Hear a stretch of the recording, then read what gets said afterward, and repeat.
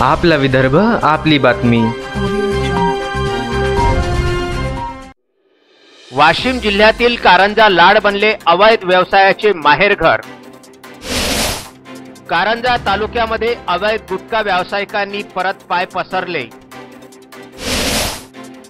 तहसीलदारांच्या कार्यवाहीनंतर पुनश्च गुटखा माफिया सक्रिय। मागील काही काळापासून कारंजा तालुका हे अवैध व्यवसायाचे माहेरघर बनल्याचे दृष्टीस पडत आहे। तालुक्यातील अवैध व्यवसाय काही काळ बंद तर काही काळ चालू असा लुपाछुपीचा खेळ सुरू आहे। याचेच उदाहरण म्हणजे तालुक्यातील अवैध गुटखा विक्री ही फार काळापासून सुरू होती।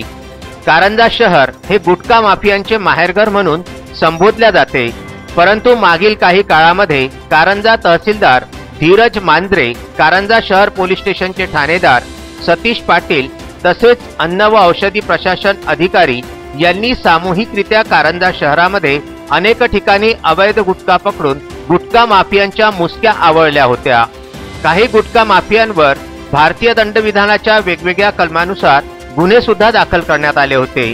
त्यामुळे काही काळ हा अवैध गुटखा व्यवसाय पूर्णपणे बंद होता, परंतु आता परत या गुटखा व्यावसायिकांनी आपले पाय पुन्हा कारंजा तालुक्यातच नव्हे तर संपूर्ण जिल्ह्यामध्ये पसरले आहेत व कारंजा शहरातीलच नव्हे तर तालुक्यातील प्रत्येक टपरीवर, छोटेखानी दुकानावर परत एकदा गुटखा विक्री राजरोसपणे सुरू झालेली आहे। त्यामुळे ही अवैध गुटखा विक्री त्वरित बंद करावी असा जनतेतून आवाज येत आहे।